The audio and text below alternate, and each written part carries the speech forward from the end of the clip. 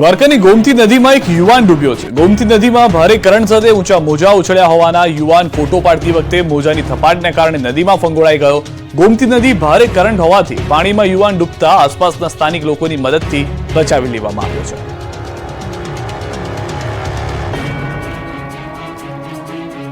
પાણી મુદ્દે મોરબીના ધારાસભ્ય કાંતિ અમૃતિયાએ બતાવ્યું પાણી અધિકારીઓનો ઉધડો લીધો।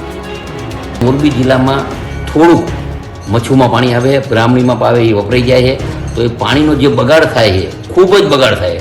અધિકારીની બેદરકારી, બખનડી હાલતી હોય, ગેટ ઊંચા કરી નાખે કે દર વરે અમારે ધારાસભ્યને કેનાલ ઉપર જઈ અને પાણીની ભીખ માગવી પડે, આ બધું બંધ કરવું જોઈએ।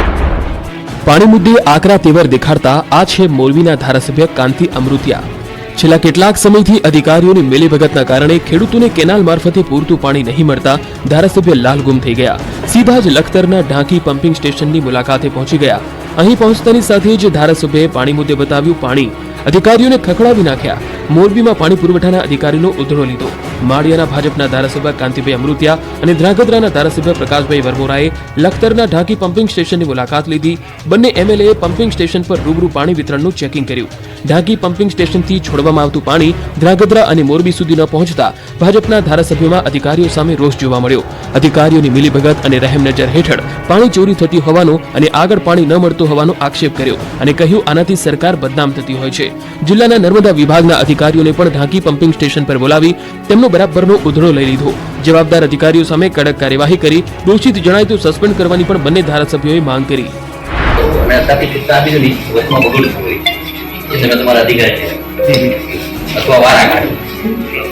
પાણી અત્યારે અહીંથી પૂરતું પાણી આપે સરકાર, આપ્યા પછી એ બદનામ થાય અને બે ધારાસભ્યને અહીંયા પાણી ચોરી બંધ કરાવવા માટે આવવું પડે અને પાણીનો બગાડ થઈને દરિયામાં જે પણ હોય આપણે નામ નથી લેવું, પાણી ગોઠવું જોઈએ અથવા તમે આગળ વાળાને કેવું વારા કાઢે, બરોબર।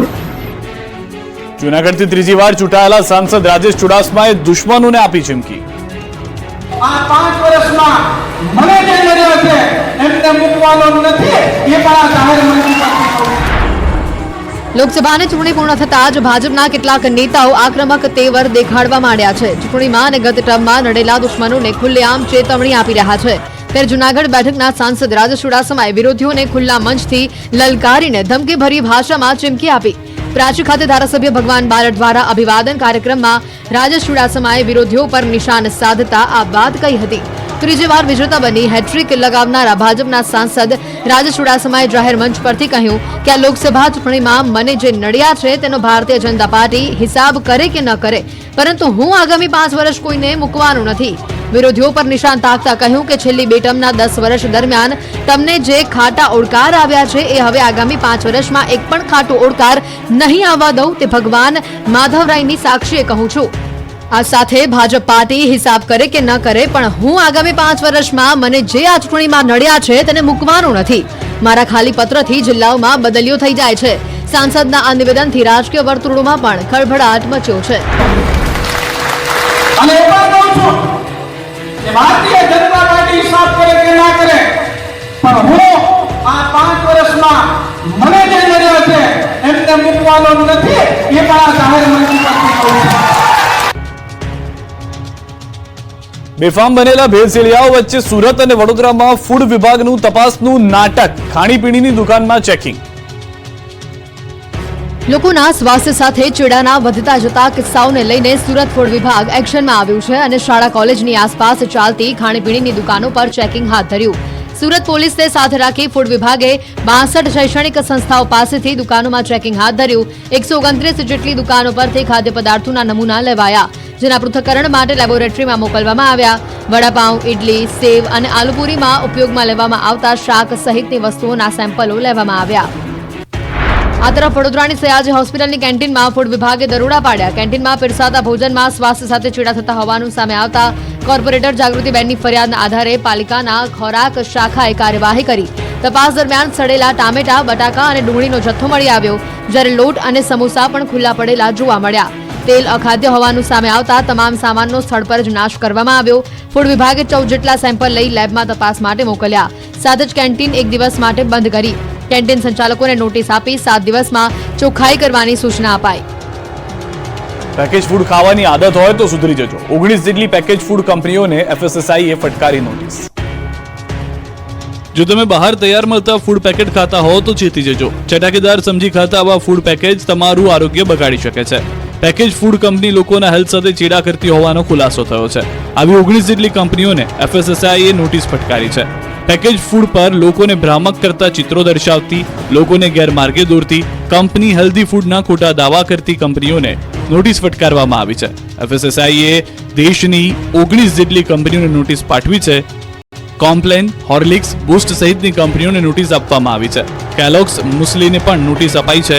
નોટિસમાં નવા કાયદા મુજબ પેકિંગ પર 100% જ્યુસ લખાણ નહીં કરવા જણાવ્યું છે. પ્રોડક્ટમાં મિક્સ કરેલી વસ્તુઓ હોય તો તેનો ઉલ્લેખ કરવા અને જેમાં શુગરની માત્રા 15 ગ્રામ પ્રતિ કિલો હોય તો હાઈ શુગરનો ઉલ્લેખ કરવા કહ્યું છે. ઓટ્સ નૂડલ્સનું પરીક્ષણ કરતા 94% મેંદાની માત્રા મળી આવી, તેમાં ફક્ત 6% જ ઓટ્સનો ઉપયોગ કરવામાં આવે છે. ત્યારે પેકિંગ પર ભ્રામક બાબતો પર નિયંત્રણ માટે નોટિસ આપી છે. પાવાગઢમાં ખંડિત મૂર્તિઓ ફરી સ્થાપિત કરાઈ. જૈન મહારાજોએ કરી પૂજા. પાવાગઢના પર્વત પર હટાવી દેવાયેલી ખંડિત મૂર્તિઓને ફરી સ્થાપિત કરી દેવામાં આવી, જે બાદ જૈન સમાજના મહારાજ સાહેબ અને મોટી સંખ્યામાં દર્શનાર્થીઓએ પહોંચી પૂજા અર્ચના કરી હતી. મહારાજ સાહેબ દ્વારા ભગવાનની પ્રતિમાઓને પુનઃ સ્થાપિત કર્યાનો આનંદ વ્યક્ત કરવા અહીં પહોંચ્યા હતા. સાથે જ આગામી સમયમાં આ પ્રતિમાઓને કોઈ વિધર્મીઓ કે પ્રશાસન દ્વારા કંઈ પણ કરવામાં આવશે તો રક્ષણ માટે શ્રીફળની જેમ પોતાના મસ્તક ધરી દેવાનો સંકલ્પ લેવાયો.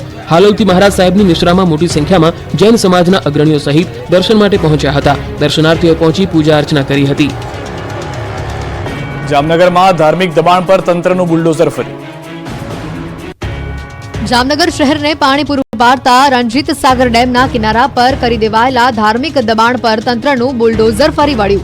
રણજીત સાગર ડેમમાં 12 થી 15,000 ફૂટ જગ્યામાં કોઈપણ જાતની મંજૂરી વગર ધાર્મિક બાંધકામ કરી દેવામાં આવ્યું હતું. જે મામલે તંત્ર સમક્ષ ફરિયાદ મળતા ખરાઈ કર્યા બાદ તંત્ર દ્વારા ચુસ્ત પોલીસ બંદોબસ્તની સાથે ધાર્મિક દબાણને દૂર કરવામાં આવ્યું. જામનગરના હર્ષદપુર ગામના સરકારી ખરાબાની જમીન જે રણજીત સાગર ડેમનો કેચમેન્ટ વિસ્તાર આવે છે તેમાં ધાર્મિક દબાણ કરી દેવામાં આવ્યું હતું. ડેમમાં પાણી ભરાયેલું હોય ધાર્મિક બાંધકામ દેખાતું ન હતું. પાણી ઓસરતા ધાર્મિક બાંધકામ બહાર આવ્યું હતું, જે તંત્ર દ્વારા ચુસ્ત પોલીસ બંદોબસ્તની સાથે દૂર કરી સરકારી જમીન ખાલી કરવામાં આવી. જામનગર એસપીએ દબાણકર્તાઓને ચીમકી આપી છે કે જિલ્લામાં અન્ય સ્થળો પર પણ ગેરકાયદે ધાર્મિક દબાણો હશે તો તેને દૂર કરવામાં આવશે. જૂનાગઢ મહાનગરપાલિકાની જનરલ બોર્ડની મીટિંગ પૂરી થયા બાદ કોંગી મહિલા નગરસેવક અને ભાજપ પ્રમુખ વચ્ચે બોલાચાલી થઈ હતી. મહિલા નગરસેવકનું અપમાન કર્યું હોવાનો આક્ષેપ કરવામાં આવ્યો છે. મંજુલાબેન મનપા કચેરીમાં ધરણા પર બેસી ગયા હતા. બાદમાં ડેપ્યુટી મેયરે સમગ્ર મામલો થાળે પાડ્યો. જૂનાગઢ મહાનગરપાલિકાની વર્તમાન બોડીની 31 જુલાઈના રોજ મુદત પણ પૂર્ણ થઈ છે. ત્યારે આજે છેલ્લું જનરલ બોર્ડ મળ્યું હતું. કોંગ્રેસના નગરસેવક દ્વારા પાણી, ગટર, વોકળા પરના દબાણો અંગે પ્રશ્ન કરવામાં આવતા ગરમાગરમી થઈ ગઈ હતી. અંતે કમિશનરે તમામ પ્રશ્નોનો યોગ્ય નિકાલ થશે તેવી બાંહેધરી આપી હતી અને વર્તમાન ભાજપની બોડીએ 1500 કરોડ રૂપિયાના દાવા કામ કર્યા હોવાનો દાવો કર્યો હતો. તેમજ આવનારી ચૂંટણીમાં ફરી ભાજપ સત્તા મેળવશે તેવો વિશ્વાસ પણ ભાજપ નેતાએ વ્યક્ત કર્યો. ચોમાસાના બ્રેક વચ્ચે બનાસકાંઠાના ધાનેરામાં પાણીનો કકળાટ. ધાનેરાના શિવનગર વિસ્તારમાં પીવાના પાણીનો કાળો કકળાટ સર્જાયો, જેને લઈને મહિલાઓએ નગરપાલિકા પાસે માટલા ફોડી વિરોધ દર્શાવ્યો. શિવનગરમાં છેલ્લા 4 મહિનાથી પીવાના પાણીના ધાંધિયા હોવાથી સ્થાનિકોમાં ભારે રોષ છે. અનેક રજૂઆત બાદ પણ તંત્ર દ્વારા કોઈ પગલાં ન લેવાતા મહિલાઓએ નગરપાલિકામાં માટલા ફોડી વિરોધ નોંધાવ્યો અને પાણી આપોના નારા લગાવ્યા. સ્થાનિકોએ તાત્કાલિક પાણીની સુવિધા પૂરી પાડવાની માંગ કરી છે અને જો આ માંગ નહીં સ્વીકારાય તો ઉગ્ર આંદોલનની ચીમકી પણ ઉચ્ચારી છે. ત્યારે હવે જોવું રહ્યું કે તંત્ર લોકોની રજૂઆત સાંભળે છે કે નહીં. અમરેલીમાં ખેડૂતે 7 વીઘામાં 70 મણ ખારેક પકવી, પ્રાકૃતિક ખેતીનું પરાક્રમ.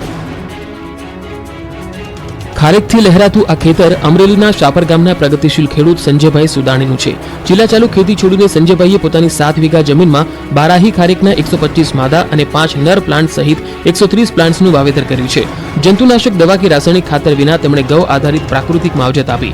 સંજયભાઈનો ખર્ચ ઘટ્યો અને ઉત્પાદન વધ્યું. ગયા વર્ષે 7 વીઘામાંથી સંજયભાઈને 70 મણ ખારેકનું ઉત્પાદન મળ્યું. તેઓને આશા છે કે આ વર્ષે ઉત્પાદનમાં ઘણો વધારો થશે. સંજયભાઈને રાજ્ય સરકારની બાગાયત ખાતાની યોજના અંતર્ગત પ્લાન્ટ દીઠ 1250 રૂપિયા આર્થિક સહાય મળી. મતલબ કે તેઓને કુલ 1,55,000ની સહાય મળી.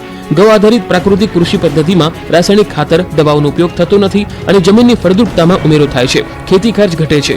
ગૌ આધારિત પ્રાકૃતિક ખેતીના માધ્યમથી ઉત્પાદિત પાકની બજારમાં માંગ પણ રહે છે. તેથી ખેડૂતની આવકમાં વધારો થાય છે, જેથી તેઓ અન્ય ખેડૂતોને પણ પ્રાકૃતિક ખેતી કરવા માટે પ્રેરણા સ્ત્રોત બની રહ્યા છે. ગુજરાતના ખેડૂતોને પાક બગડે તો મળે છે 75,000ની સહાય. ખેડૂતોને મળે છે 75,000ની સહાય. જાણો યોજનાની માહિતી. કુદરતી આફત તથા વ્યવસ્થાના અભાવે દેશમાં ખેડૂતોને અંદાજે 22% ખેત પેદાશનો બગાડ થાય છે અને આથી ખેડૂતોને આર્થિક નુકસાન સહન કરવાનો વારો આવે છે. જો કે ગુજરાત સરકાર ખેડૂતોની આ સમસ્યા દૂર કરવા માટે મુખ્યમંત્રી પાક સંગ્રહ સ્ટ્રક્ચર યોજના હેઠળ આર્થિક મદદ કરે છે, જેમાં ખેડૂતોને પાક સંગ્રહ કરવા માટેના ગોડાઉન બનાવવા માટે સબસિડી આપવામાં આવે છે. ગોંડલ તાલુકાના દર્શનભાઈ ડોબરિયાએ આ યોજનાનો લાભ લીધો છે. દર્શનભાઈનું કહેવું છે કે અગાઉ તેમની પાસે કોઈ વ્યવસ્થા ન હોવાથી પાક બગડી જતો હતો.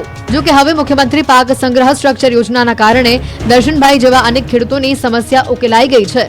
દર્શનભાઈને સરકાર તરફથી ગોડાઉન બનાવવા માટે 75,000ની સબસિડી મળી છે, જેનાથી તેમણે પાક સંગ્રહ સ્ટ્રક્ચર બનાવ્યું છે. આ સ્ટ્રક્ચરની મદદથી તેઓ પોતાનો પાક લાંબા સમય સુધી સંગ્રહ કરી શકે છે. રાજકોટના પરાપીપળિયાના વિક્રમભાઈને પણ સંગ્રહ માટે ગોડાઉનનો ન હોવાથી પાક બગડવાની સમસ્યા હતી. સતત ચિંતા રહેતી હતી, પરંતુ હવે તેનો ઉકેલ આવી ગયો છે. ખેડૂતોને પોતાના ગોડાઉનના કારણે હવે નીચી કિંમતે ફરજિયાત પાક વેચવામાંથી મુક્તિ મળી છે અને તે ખેત પેદાશ લાંબા સમય સુધી સંગ્રહ કરી સારો ભાવ મેળવી શકે છે. આમ મુખ્યમંત્રી પાક સંગ્રહ સ્ટ્રક્ચર યોજના તે ખેડૂતો માટે